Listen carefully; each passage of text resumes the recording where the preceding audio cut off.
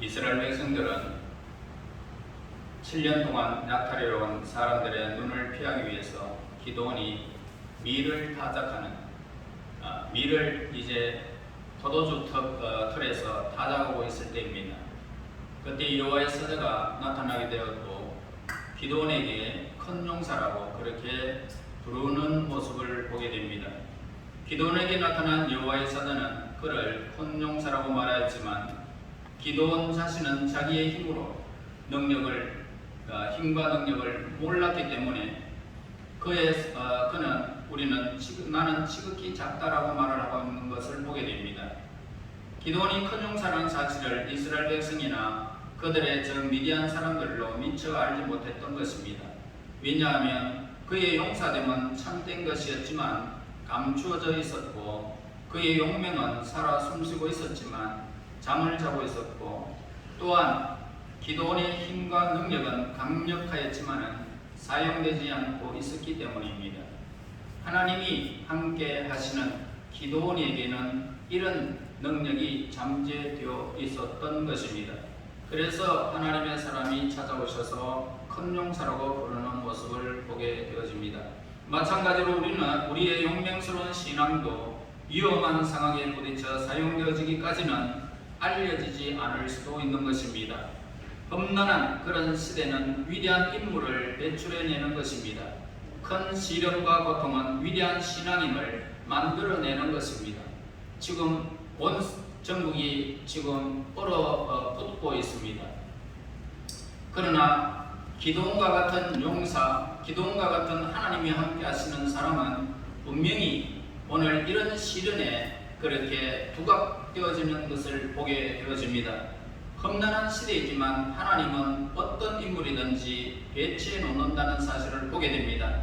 그래서 겨자씨 같은 믿음도 성경에 의하면 산을 옮길 만한 그런 강한 믿음으로 믿음이 그 속에 잠재되어 있는 것을 우리에게 가르쳐 주고 있습니다.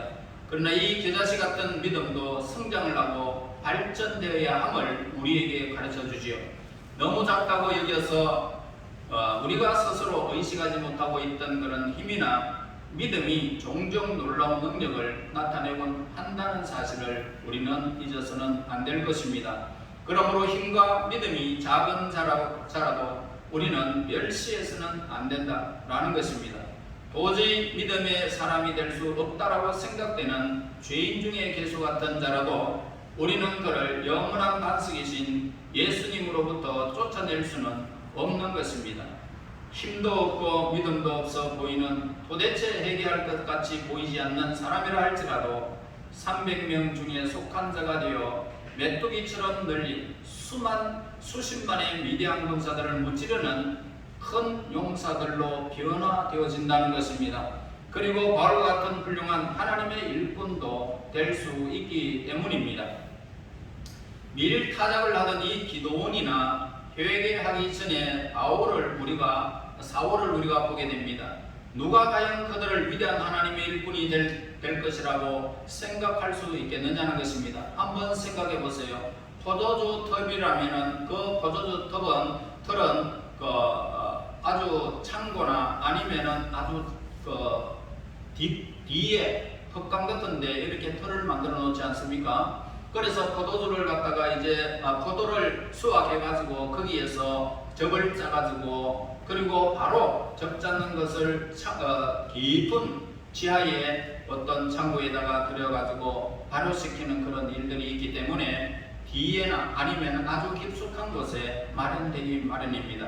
그런데 그곳에 이제 밀을 갖다가 타작하는 기드온의 모습을 우리가 보게 되어졌을 때 얼마나 소극적인 것을 소심한 사람인지를 우리는 여기서 볼 수 있습니다. 그러므로 여호와의 사자가 나타나 감추인 용기를 밝히기까지 기드온이 그가 큰 용사임을 모른다는 사실을 우리에게 큰 위로를 주고 있다는 것입니다. 기드온처럼 우리가 깨닫지 못하고 있을 때에 우리는 힘있는 믿음의 용사들이 됨을 우리에게 가르쳐 줍니다. 요한일서 5장 4절 말씀에 보면 무릇 하나님께로부터 난 자마다 세상을 이기느니라 세상을 이기는 승리는 이것이니 우리의 믿음이다라고 가르쳐주고 있습니다. 여러분, 세상 사람들이 여러분들을 어떻게 평가하기나 하나님이 평가하는 것이 정답이라는 것입니다. 여러분들이 이 땅에 살아가면서 저 사람이 믿음의 사람이고 저 사람이 예수 믿는 사람이고 저 사람이 하나님의 사람이냐고 그렇게 손가락질을 한다 할지라도, 여러분들의 믿음에 겨자씨 같은 믿음이 있을지라도 여러분은 큰 용사로 변화된다는 사실을 우리에게 오늘도 가르치고 있는 것입니다. 여러분, 믿음이 약하게 보이는 많은 성도들이 자신도 모르게 실제로 세상을 이기고 있는 사람들이 얼마나 많은지 모릅니다. 우리의 힘과 믿음은 보이는 많은 성도들이 자신도 모르게 오늘 이 세상 속에서 살아가지만, 그러나 이 세상에 속한 자가 아니라는 것을 그가 아는 것입니다. 장차 내가 하나님의 나라에서 그 영광을 누릴 자인 것을 알고 있는 사람, 이 사람들이 믿음의 사람이겠죠. 그래서 세상을 이길 수 있는 것입니다. 무슨 일을 만나도 전혀 두려워하지 않는 믿음이 그 속에 있다라는 것입니다. 우리의 힘과 그리고 믿음은 기도의 경우와 마찬가지로 숨어 있지만은 우리가 그것을 발휘할 때 참된 능력을 나타낼 수 있는 것입니다. 태양은 종종 구름이 가려집니다. 믿음도 마찬가지입니다. 사람들은 이 구름이 가려졌을 때에 태양이 보이지 않는다고 그들이 부인할 수가 없듯이, 오늘 우리에게 어떤 환경 속에서 내가 이 세상 속에서 살아갈 때에 사람들과 똑같은 모습으로 있지만 우리의 믿음을 태양이 가려지듯이 우리의 믿음을 세상 사람들이 모른다는 것입니다. 안 보인다는 것입니다. 그러나 구름이 태양의 본질을 바꾸는 것은 결코 아니라는 것입니다. 오늘 이 세상에 내 삶이 냉랭하다고 해서 내 삶을 본질을 우리가 바꿀 수 없다라는 것입니다. 영혼을 냉랭하게 하며 믿음의 본질에 영향을 미치는 영적 구름도 믿음의 참된 본질을 바꾸어 놓을 수가 없다라는 것입니다. 그러므로 저와 여러분이 오늘 이 자리에서 하나님의 자녀로서 예배를 드릴 수 있는 이런 특권을 누린다는 이 사실은 여러분들에게 엄청난 큰 용사임을 하나님은 우리에게 말씀하고 있다는 것입니다. 우리 그리스도인들은 스스로 모순에 빠져들곤 합니다. 그리스도인은 모든 면에서 약하며 동시에 강하다는 것입니다. 사도 바울은 내가 약할 때 강하다라고 말씀하시고 고백했습니다. 여러분, 한 사람의 인격을 결정하는 것은 그 사람이 가진 힘이나 능력, 용기에 많고 적음에 있지 않다는 것입니다. 그 사람이 가진 믿음의 본질에 있다는 것을 우리에게 가르쳐 줍니다. 여러분, 이 세상은 여러분들을 만만하게 그렇게 다루지 않습니다. 굉장히 강하게 거칠게 다루고 있습니다. 그러나 믿음의 사람은 거칠게 다룬다 할지라도 크기에 동요되어 이렇게 저렇게 좌우로 치우치지 않는 것이 믿음의 사람이라는 것입니다. 너희가 무슨 소리를 하든지 나는 이런 사람이다 라는 것을 그는 확신하고 있기 때문에 그의 삶의 본질, 믿음의 본질을 변화시킬 수가 없다라는 것입니다. 사람이 갑자기 힘이 없는 사람이 되고 또다시 갑자기 힘을 얻게 될 수 있는 사람이 될 수도 있다, 이 말씀입니다. 여러분, 삼손의 믿음을 보세요. 삼손은 정말 강한 힘을 가졌지만 그러나 믿음을 몽땅 이 세상에 드릴라의 그 유혹으로 완전히 잃어버리고 말았습니다. 그의 삶은 완전히 바닥에 떨어져 버렸습니다.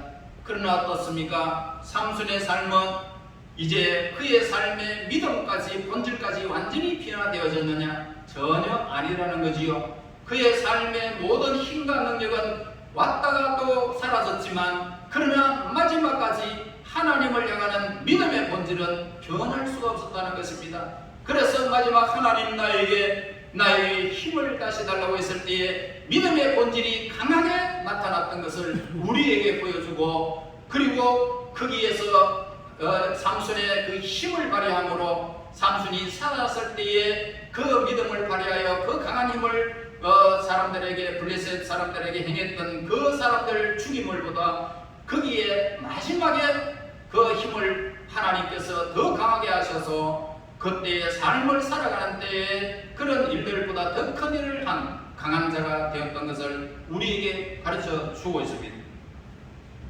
삼손과 함께 기도는 히브리서 11장에 나타나는 믿음의 사람 중에 이름이 기록되어져 있습니다. 기드온도 그렇고 삼손도 믿음의 사람들 중에 기록되어져 있습니다. 그러나 우리가 본 바와 같이 믿음의 사람 기드온도 용기가 약해진 경우가 있었다는 것입니다. 바로 기드온이 믿음이 약해졌을 때였습니다. 언제나 자기 일을 하고 있던 이 기드온에게 여호와의 사자가 그에게 나타났을 때에 기드온과 믿음으로 살아가지 아니하고 눈에 보이는 것만을 바라보며 살고 있었을 때였습니다. 그래서 기드온은 하나님께서 함께 하심을 깨달을 수가 없었던 것입니다. 그래서 여호와의 사자가 나타나서 큰 용사여라고 그렇게 하나님께서 부르시게 됩니다. 그래서 그때 그는 믿음이 없이 약한 마음으로 나의 주여, 오 나의 주여, 여호와께서 우리와 함께 계셨다면 어찌하여 지금의 이 상황이 우리에게 일어났나이까? 라고 반문하고 있습니다. 기드온은 이 모든 일이라고 말합니다. 즉 다시 말해서 미디안 사람들로 인하여 이스라엘 백성들이 당하는 눈에 보이는 약탈과 고통과 굶주림만을 바라보았던 것입니다. 그의 곁에 함께 계시는 하나님을 믿음의 눈으로 바라보지 못하였던 것입니다. 우리가 고통을 당하게 되면 우리는 하나님을 의심하게 되어집니다. 이러한 의심으로 인하여 우리의 믿음은 발둘 것이 없이 잃어버린 채 실망을 거듭하게 되는 것입니다. 그러므로 우리가 환난과 고통을 당할 때 우리에게 중요한 것이 있다면 세상을 바라보지 아니하고 우리와 함께 하시는 전능하신 하나님을 바라보는 믿음의 눈이 우리에게 필요한 것입니다. 여러분, 기드온은 이스라엘 백성들이 당하던 그런 불행을 생각하는 데 있어서 하나님의 공의와 법칙과 불행의 원인이 되는 이스라엘 백성들의 죄악을 소홀하게 여겼다 하는 말입니다. 여러분, 기드온은 어찌하여 이 모든 일이 우리에게 일어났나이까? 라고 여호와의 사자에게 질문을 하였지만 그 이유는 명백한 사실이었습니다. 바로 그들의 죄악 때문이었다는 것입니다. 다시 말해서 기드온이 이스라엘 백성이 당하던 불행과 그리고 고통의 원인을 깨달지 못했던 것은 이스라엘 백성들의 우상 숭배라는 죄악을 소홀하게 보고 넘어갔기 때문이었던 것입니다. 여러분, 하나님께서 택한 백성들을 징계하시는 이유가 있습니다. 대부분 이스라엘 백성의 경우와 같이 자신의 죄악에 이유가 있다는 것입니다. 여러분, 자기의 죄악으로 인하여 징계를 받은 자녀가 아버지이신 하나님께 어찌하여 이 모든 일이 우리에게 일어났습니까? 라고 질문할 수도 있다는 것입니다. 여러분, 하나님 앞에 바로 살지 아니하고 속임을 당하는 오늘 우리의 양심에 문제가 있다는 것을 우리는 알아야 됩니다. 큰 시련이 오고야 깨닫는다면 얼마나 큰 손해를 보는지 모릅니다. 우리가 징계를 받고 고통을 당하는 이유가 있다면 참포도나무에 속한 택함받은 성도들은 열매를 맺기 위하여 더러운 죄악을 징계와 연단을 통해서 깨끗이 씻어내게 하기 때문입니다. 반면에 하나님께 속하지 않는 열매 없는 무화과나무는 뿌리채 뽑혀서 불에 던져지게 될 것입니다. 물론 이 세상에는 악한 자들이 망하지 아니하고 형통하면서 우상과 우상의 제단이 무너지지 아니하고 성행하는 경우들도 있습니다. 그러나 우리는 에레미야처럼 에레미야 12장 1절에 내가 주께 질문하옵나니 악한 자의 길을 형통하며 반역한 자가 다 평안하면 무슨 까닭입니까? 라고 하나님께 질문할 필요는 전혀 없다는 것입니다. 하나님의 때가 되면 그들은 이 세상에서 눈을 닫고 봐도 여러분들은 그 악한 자들을 찾아보지 못할 것입니다. 때가 되면 하나님께서 악한 자들을 멸하실 것이기 때문입니다. 에레미야 12장 17절 그들이 순종하지 아니하며 내가 반드시 그 나라를 뽑으리라 뽑아 멸하리라 여호와의 말이니라. 여러분, 우리는 오직 하나님께서 우리를 사랑으로 징계하실 때에 우리의 죄악을 소홀히 넘기지 말고 찾아내어 회개하는 성도가 되어야 할 것입니다. 여러분, 기드온의 믿음에는 하나님을 원망하는 마음이 섞여 있었습니다. 이제 여호와께서 우리를 버리사 미디안의 손에 우리를 넘겨주셨나이다 불평하고 있습니다. 이스라엘 백성들의 부르짖음에 대한 응답으로 그들에게 한 선지자를 보내셨던 하나님께서 그 백성들을 버리시지 않은 것을 보게 됩니다. 사람이 하나님을 잊었던 것입니다. 여러분, 기드온의 이 약한 믿음에는 잘못된 겸손이 있었습니다. 하나님께서는 뭐라고 말합니까? 너는 가서 이 너의 힘으로 이스라엘을 미디안 손에서 구원하라. 내가 너를 보낸 것이 아니냐라고 말씀하셨습니다. 무엇이 더 필요한 말씀입니까? 하나님이 우리를 보내셨다 그러면 무엇이 더 필요하냐 이 말입니다. 그러나 기드온은 뭐라고 말합니까? 주여, 내가 무엇으로 이스라엘을 구원하리까? 보소서, 나의 집은 므낫세 중에 극히 약하고 나는 내 아버지 집에서 가장 작은 자입니다 라고 고백합니다. 이것은 뭡니까?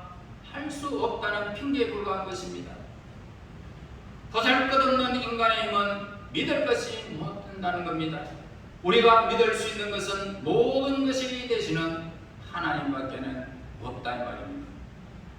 여러분, 인간의 힘과 무기를 의지하고 나섰던 골리앗을 보세요. 그는 칼과 창과 단창으로 무장을 했습니다. 그러나 하나님께서 함께하셨던 다윗을 이길 수가 없었던 것입니다. 우리는 기드온처럼 할 수 없다는 약한 믿음으로 하나님의 일을 사양해서는 안 된다는 것입니다. 감당하겠다는 믿음을 가질 때 하나님은 그 사명과 함께 하실 것입니다. 여러분, 사명자들이 이제 오늘 이 예배 후에 여러분들이 큰 용사로 군림하게 될 것입니다. 여러분들, 나는 할 수 있다는 믿음을 가지셔야 됩니다. 큰 용사 기드온은 믿음이 약한 자였지만 큰 용사였습니다. 그의 힘은 어디서부터 시작되어졌는지를 성경은 우리에게 가르쳐줍니다. 12절에 내가 반드시 너와 함께 하리니. 16절 보세요. 내가 반드시 너와 함께 하리니 반복되어 함께 하겠다고 약속하고 있습니다. 여기서 나오는 힘은 아무도 저항할 수 없는 하나님께 속한, 그리고 하나님의 사람들에게 향한 힘이라는 것입니다. 어떤 적들도 하나님과 함께 하시는 우리를 대적할 수 없다라는 것입니다. 여러분, 하나님의 약속은 믿음을 심어줍니다. 하나님께서 우리에게 주신 약속은 힘의 원동력이 된다는 것입니다. 16절 보세요. 내가 미디안 사람 치기를 한 사람 치듯 하리라. 여러분, 이 말씀은 바로 기드온으로 하여금 전쟁에서 승리를 거두게 한 하나님의 약속이었던 것입니다. 약속이 있는 사람은 절대로 실망하거나 두려워하지 않는 것입니다. 여러분, 하나님의 약속을 붙드는 자는 복이 있습니다. 하나님께서는 약속을 통하여 우리로 하여금 하나님의 보좌를 바라보게 하십니다. 우리의 지친 영혼을 하나님의 품에서 편히 쉬게 하시는 것입니다. 하나님의 약속은 절대로 이 세상은 변해도, 사람의 마음은 변해도 하나님의 약속은 변하지 않습니다. 하나님의 순전하고 변함없는 이 약속을 우리 마음속 깊이 간직하게 된다면 우리는 기드온처럼 큰 용사로 하나님의 영광을 위하여 일하게 될 것입니다. 우리는 하나님으로부터 명령을 받았습니다. 누가 감히 하나님의 뜻에 저항할 수 있겠습니까? 하나님께서 우리를 세상으로 보냈을 때 가서 싸워 이겨 충분한 은혜의 힘을 우리에게 공급해 주시겠다고 약속하고 있습니다. 여러분, 하나님께서 함께 하셨기 때문에 기드온은 큰 용사라는 칭호를 받았다는 것입니다. 큰 용사가 될 수 있었던 것은 기드온에게 있지 아니하고 어디에 있었습니까? 하나님께 있었던 것입니다. 하나님께서 함께 하시고 돌아보시고 약속하시고 명령하셨기 때문에 고통당하던 이스라엘 백성들을 미디안의 손에서 구원하는 위대한 용사가 되었던 것입니다. 여러분, 이 사건은 3000여 년 전 기드온과 함께 하신 하나님의 일이었습니다. 지금도 변함없이 하나님은 택한 백성, 하나님의 백성들이 성도들과 함께 하실 것입니다. 그리고 하나님의 귀한 사명을 감당할 수 있도록 여러분들에게 힘과 지혜와 명철과 용기를 주실 것입니다. 참된 신앙을 가진 성도는 하나님의 명령을 순종하는 믿음으로 말씀하옵소서, 말씀하옵소서, 주의 종이 듣겠나이다 라는 이 태도로 우리는 그 모든 일에 하나님의 말씀을 받아들이고 그리고 믿음으로 하나님의 일들을 감당해야 할 것입니다.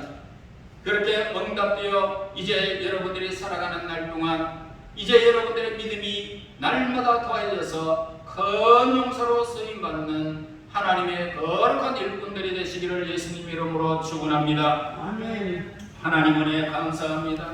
허물 많고 죄악 가운데 휩쓸려 살아가는 저희들이지만 우리 주 예수 그리스도 안에서 큰 용서로 도움을 받은 하나님의 귀한 사명을 주심을 진실로 감사합니다. 이제 하나님이여 우리의 믿음을 보지 못하는 눈이 아니라 하나님을 향하는 믿음이 열려 우리가 큰 용서로 온전히 쓰임받을 수 있는 하나님의 거룩한 일꾼들이 되게 인도하여 주시옵소서. 예수님 이름으로 기도합나이다. 아멘. 아멘. 400